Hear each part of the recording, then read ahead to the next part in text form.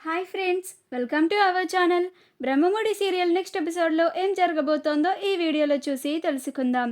ఎలాగైనా సరే ఈ పెళ్ళిని ఆపుతాను అని అన్న రాజ్ అసలేం జరిగింది అని తెలుసుకోవడానికి ఈ వీడియోని స్కిప్ చేయకుండా ఎండ్ వరకు చూసేయండి.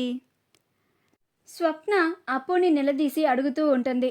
అప్పు, నిజం చెప్పు, నువ్వు ఇంకా నీ మనసులో కళ్యాణ్ని ఉంచుకున్నావు కదూ, కళ్యాణ్ని ఇంకా ప్రేమిస్తూనే ఉన్నావు కదా, ముందుగా నాకు ఒక్క మాట చెప్పినా కానీ ఇంతవరకు తీసుకువచ్చేదాన్ని కాదు అని అంటుంది.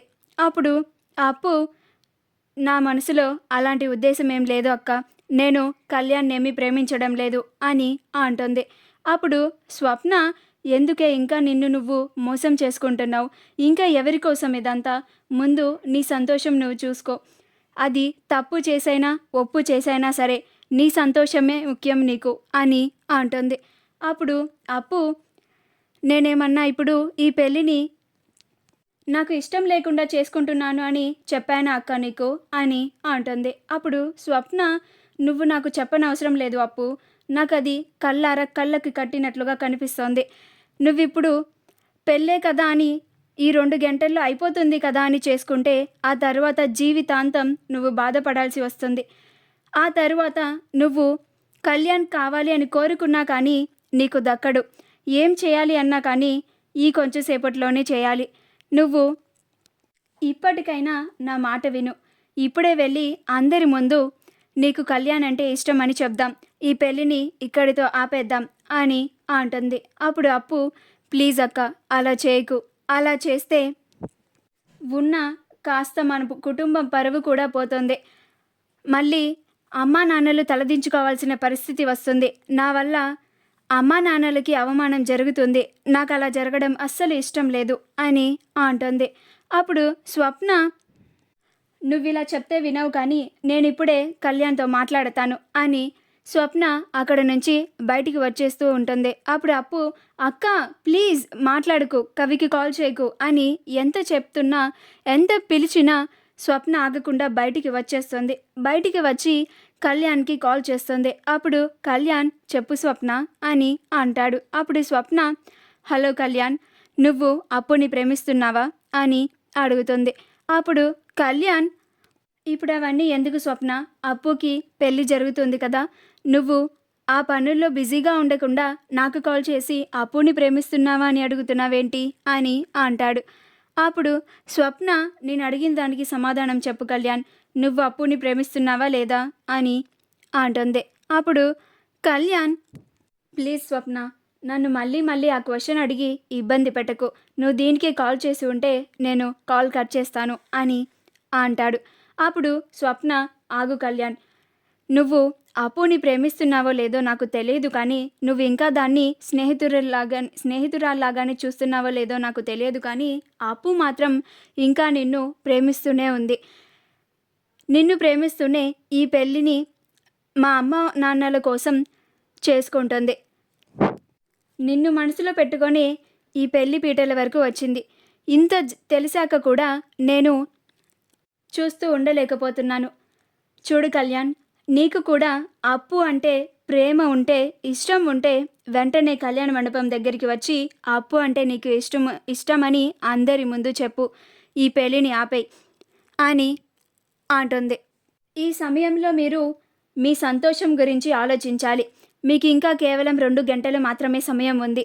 ఈ టైంలో కనుక మీరు నోరు విప్పి ఒకరి మీద ఒకరికి ఇష్టం అని చెప్పకపోతే ఆ 2 గంటలు గడిచిన తరువాత మీ జీవితమే అంధకారమయమైపోతుంది అని అంటుంది.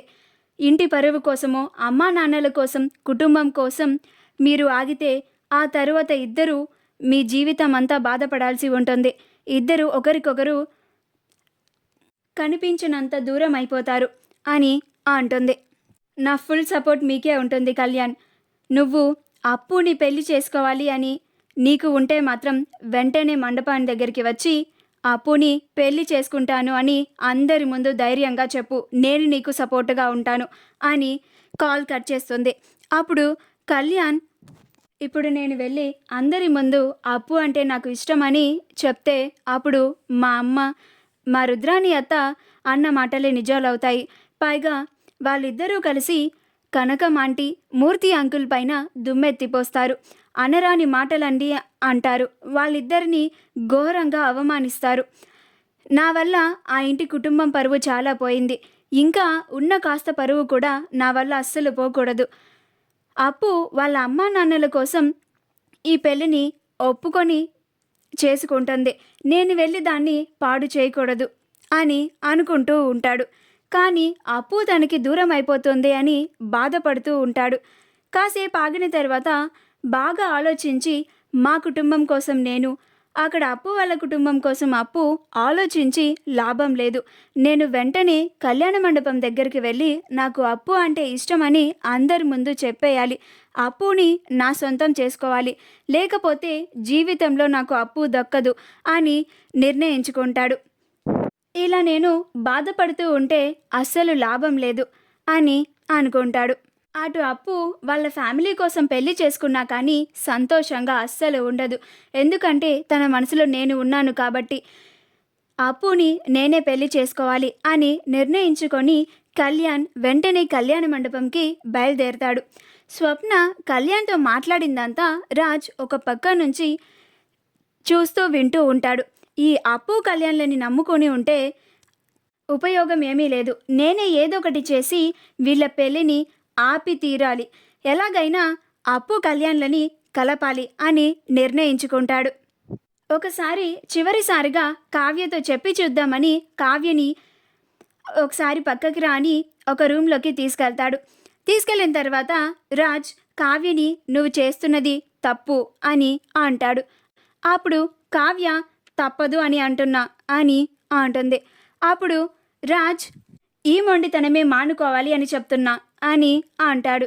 అప్పుడు కావ్య నా కుటుంబం కోసం ఈ మొండితనం మంచిదే, నేను మానుకోను అని అంటున్నా అని అంటాడు. అలా వాళ్ళిద్దరూ సీరియస్గా గొడవ పడుతూ ఉంటారు. అప్పుడు రాజ్ ఇప్పటికైనా నువ్వు నీ మొండితనాన్ని మానుకొని అప్పు కళ్యాణ్లని కలపడానికి ప్రయత్నిస్తావని నీతో చివరిసారిగా చెప్తామని వచ్చాను. ఇంకా నీతో చెప్పి కూడా లాభం లేదు. నువ్వు మారవని నాకు అర్థమైపోయింది. నేనే ఏదొకటి చేసి అప్పు పెళ్ళిని ఆపి తీరతాను అని అంటాడు. అప్పుడు కావ్య నేను అలా జరగనివ్వను, నేను మిమ్మల్ని ఆపుతాను అని అంటుంది. అప్పుడు రాజ్ అది చూద్దాం అని అంటాడు. అప్పుడు కావ్య సరే చూద్దాం అని అంటుంది. ఆ తర్వాత కావ్య అక్కడ నుంచి వెళ్ళిపోతుంది. అప్పుడు రాజ్ ఆ రూమ్లోనే ఉండి ఏం చేసి పెళ్ళి ఆపాలా అని ఆలోచిస్తూ ఉంటాడు. మా వీడియో కనుక మీకు నచ్చినట్లయితే లైక్ చేయండి, షేర్ చేయండి, మా ఛానల్ని సబ్స్క్రైబ్ చేసుకోండి. పక్కనే ఉన్న బెల్ ఐకాన్ని క్లిక్ చేయడం మాత్రం మర్చిపోకండి.